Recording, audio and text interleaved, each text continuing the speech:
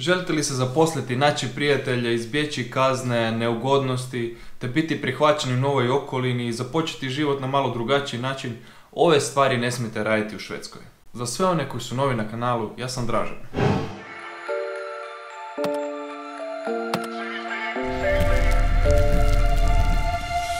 Neke su vam stvari poznate, neke su slične našima, a za nešto ćete možda prvi put čuti. Svakako bilo bi dobro znati kako bi se izbjegle neke neugodne situacije. Smatram kako je važno znati nečiju kulturu prije nego se uputimo u drugu zemlju.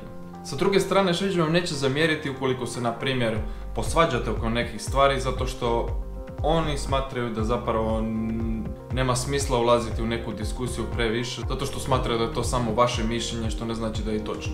Pa da krenemo redom, koje to stvari ne bi trebali raditi u Švedskoj. Ne čekajte javni prijevoz da kupite kartu u njemu, zato što je nemoguće kupiti kartu unutra.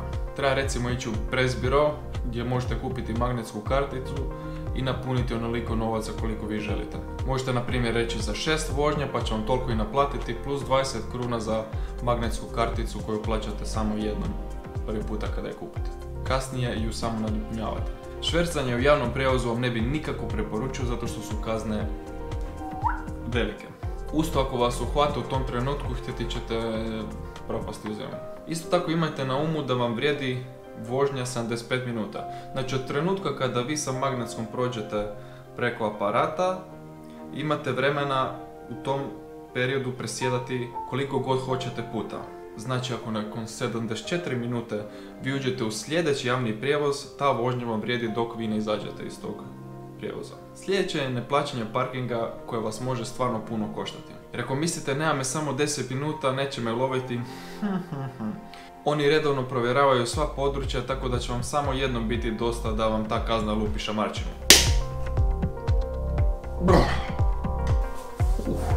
Ovo što ću vam sada reći možda je smiješno, a možda i žalosno za spominjati, ali svejedno vam moram spomenuti. Rasizam, vjera, kultura, svemirac, svejedno tko je kakav, svi smo mi isti. I tako tretirajte druge oko sebe. Jedna je planeta i svi smo mi stanovnici te planete i postupajte tako jedni s drugima. Pokušajte shvatiti da je svak odgajan na svoj način, neovisno gdje se to nevino dijete rodilo. Više razumijevanja, malo manje osuđivanja. Kako biste pomogli ovom kanalu da nastavi sa radom, u ovom trenutku ili pri kraju videa označite da li vam se ne sviđa ili sviđa ovaj video. Nije važno šta kliknete, ali kliknite. Sad kad dolazi zimsko doba, ne zaboravite da promijenite gume na automobilu. Ovdje su zimski uvjeti stvarno drugačiji nego kod nas. Doduše čisti se redovno, ali zimske gume su obavezne. Ako vas uhvate sa gumama koje nisu primjerene za to doba, dobit ćete kaznu. Isto tako ako se desi nesreća, polica osiguranja vam neće važiti iz istog razloga. Ne smijete bacati smeće naokolo. Sad zvučim kao teta u vrtiću. Smeće treba sortirati u kontejnere koji su predviđeni za to. Oni su broj 1 zemlja što se tiče recikliranja, mogu samo biti primjer ostalim zemljama kako se to radi. Doduše ne ide mi u glavu kako ostale zemlje ne pokušaju napraviti ono što funkcionira i kopiraju njihov način recikliranja. Valjda se boje da ćemo ostati bez smeća. Šveđani vas neće razumjeti ako ste sarkastični, zato izbjegavajte sarkastične fore i sarkastične viceve. To smatraju uvredljivim, ali oni vam to neće pokazati. Već ćete to znati po njihovom izrazu lica koji sliči nekako ovako.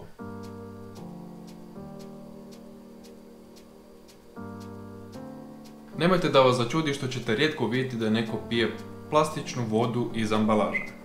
Odnosno plastičnu bocu sa vodom. Odnosno što neko pije vodu iz plastične ambalaže. Da, napokon sam rekao točno. Veoma su osviješteni i znaju da je plastika, pogotovo plastične boce, jedno od najvećih uzroka zagađenja i stanja u kojem se danas nalazimo. Kako svako kreće od sebe, budimo i mi primjeri i izbjegajmo plastičnu ambalažu ako je moguće. Sljedeća stvar je da ne stojimo nekom za vratom ako za to nema nikakve potrebe. Oni cijene vlastiti prostor i tako se osjećaju sigurniji. Čak i u javnom prijevozu nemojte sjesti do nekoga ako ima negdje drugdje slobodnog mjesta. Ovo je jedno od važnijih. Ne uspoređujte vlastitu zemlju sa Švedskom na način da njihovu zemlju umanjujete. U niti jednom kontekstu. Tu ste došli po vašem izboru, vašom voljom, potrudite se prilagoditi i ne vrijeđajte ništa njihovo. Tipa, naša kava je bolja, ja ne pijem ovu tu vašu švedsku kavu. Nikako. A da ne pričam za pivo, jednostavno ne, nikako pljuvat po njihovoj pivi. Biste li vi dozvolili? Ne spominjite im finski hokej, pogotovo kada igraju međusobno. Osjetljivi su ako ih uspoređujete s Fincima ili da su Finci bolji. Želite li steći švedske prijatelje, nemojte se nadmetati novcem, čašćenjem, bilo kakvim materijalnim pokazivanjem, jer jednostavno će vas samo zaobići. Nastojite biti ravnopravni u svakom pogledu, jer umjerenost je ono čemu oni teže. Tako da pokažite se koliko možete biti umjereni i bit ćete prije prihvaćeni. Nemojte nasjesti na foru, hoćete probati surstruming.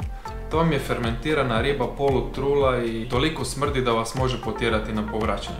Ako želite, možemo i mi snimiti video o tome, ostavite nam dole u komentarima, ali vjerujte mi, neće vam se svidjeti. Ukoliko idete u goste ili želite sami uživati u svojem omiljenom piću, nemojte zaboraviti ići u sistem polagati jedinu prodavaonicu alkoholnog pića koja ima više od 3,5 promila alkohola. Ranije zatvaraju i nedjeljom uopće ne rade. Ne gurajte se naprijed u redu, jer smatruju da poštivanje reda, stajanje u liniji, ljubaznost i strpljivost je nešto što svako treba poštivati. Doduše, sad nakon ovog moram malo se preispitati kako ja to vozim biciklu. Vjerojatno misle da sam nekakav divljak. Kada dolazite kod njih u goste, ne pitajte da li trebate izuti cipele, zato što se kod njih to smatra pod obavezno. Isto tako, kad oni dolaze kod vas, nemojte im govoriti ne trebate skinuti cipele, nego jednostavno im radije ponudite neke šlapice ili klompice ili neku krpicu, bilo šta da stave na nogu, čarapice, kroksice. Kroksice. Što se tiče izlaska, nemojte izlaziti bilo kako odjeveni, zato što imaju neki protokol. U nekim klubovima vas neće niti pustiti ako procijene da niste adekvatno odjeveni.